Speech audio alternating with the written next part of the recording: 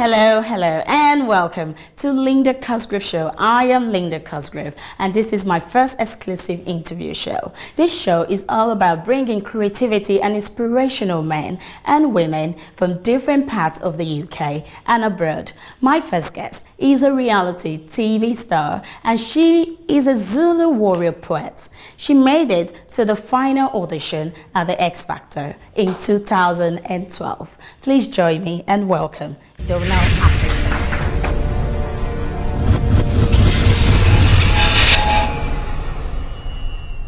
Hi Donna, how are you doing? Hi Linda, lovely to meet you. Thank you for inviting me on your show. You're welcome. And good luck.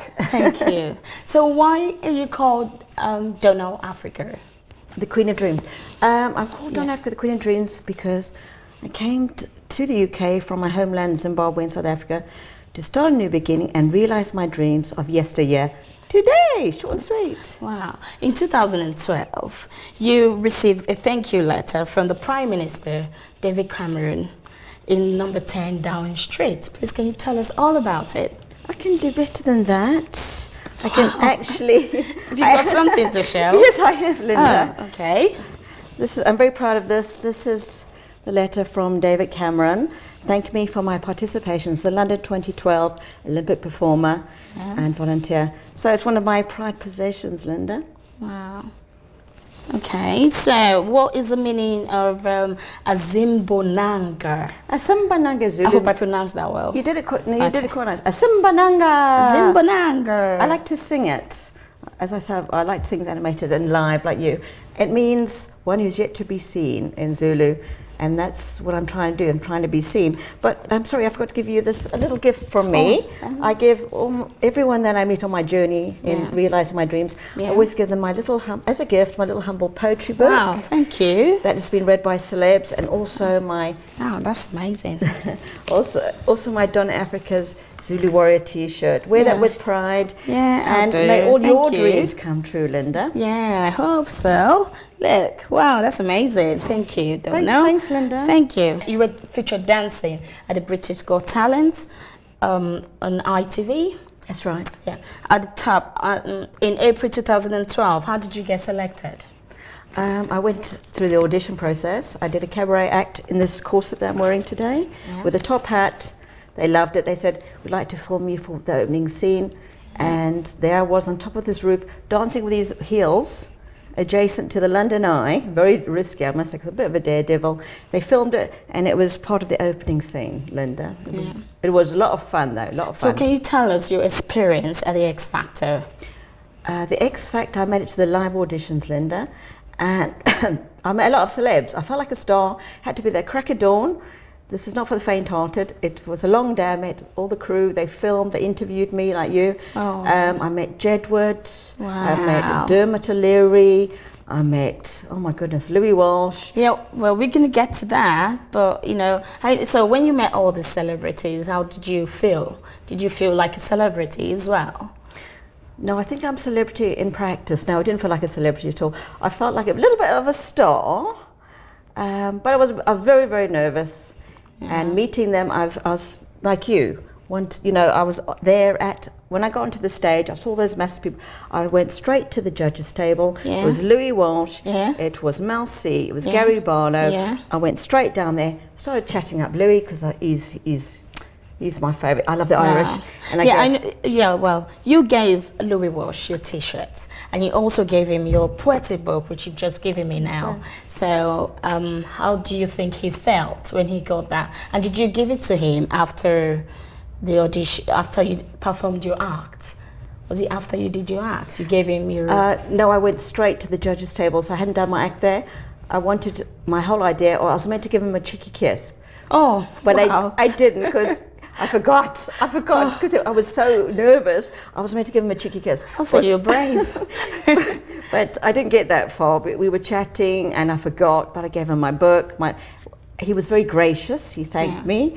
And Mel C said she liked my breasts, my boobies. Oh, wow. She said she hopes she has nice ones like that when she's her age. So that was very, because I like Mel C and she likes a bit of leopard. Yeah. And Gary Barlow told me to get back on stage. Oh, so yeah. I was told. I guess maybe because you didn't give him I don't know, but why didn't you give him your book?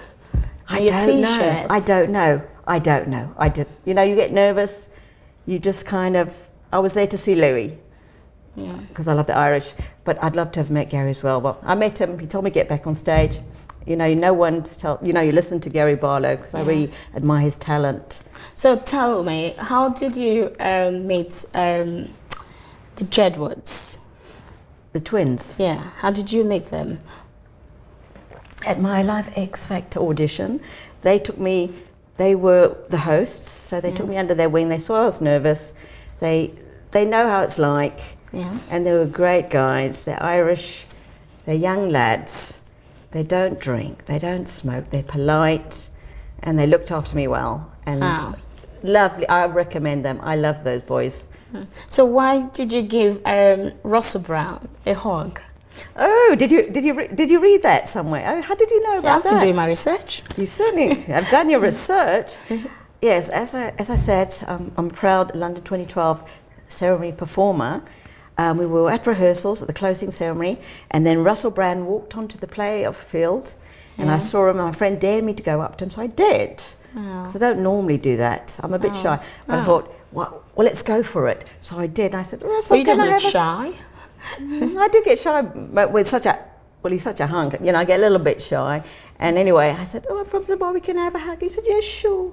And he was so warm and a real person, you know. So I like him because he's himself. He sticks up for the people as well. Really?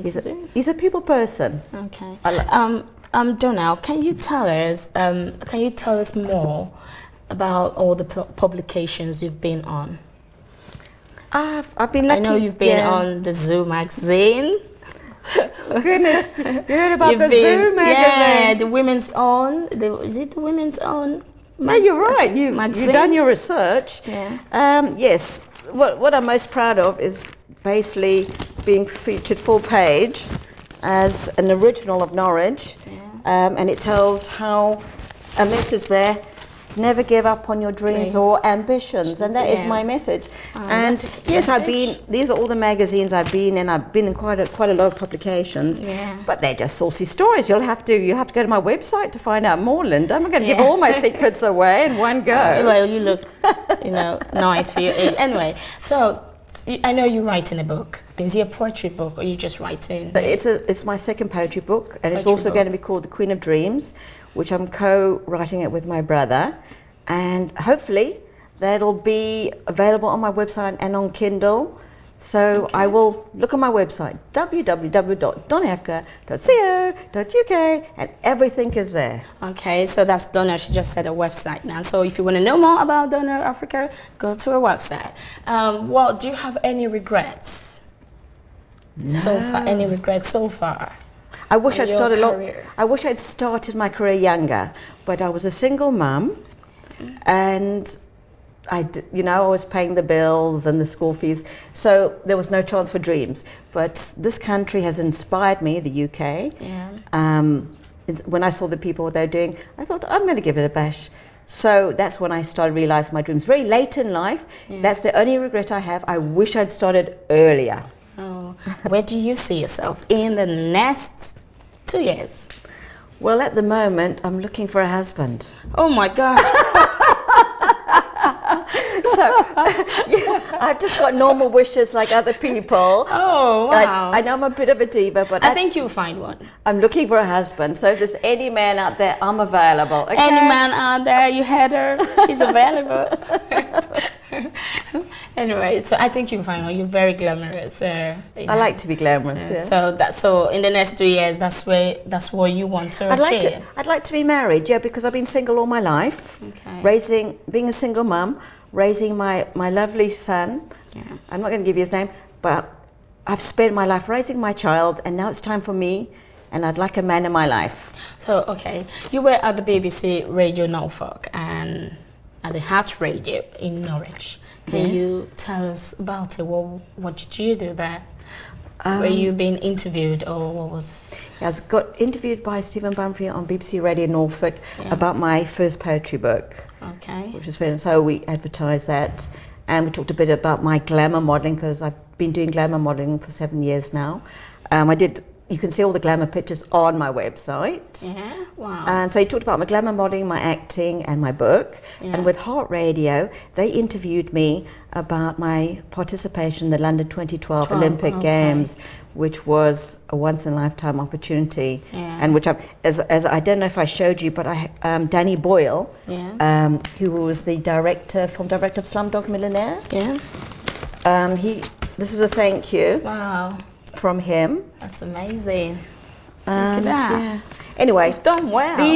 These go on my wall. I know you shouldn't brag, but I'm very proud to have shared the passion of the United Kingdom, and that it was an honour. It was an absolute honour. I'm very proud of that.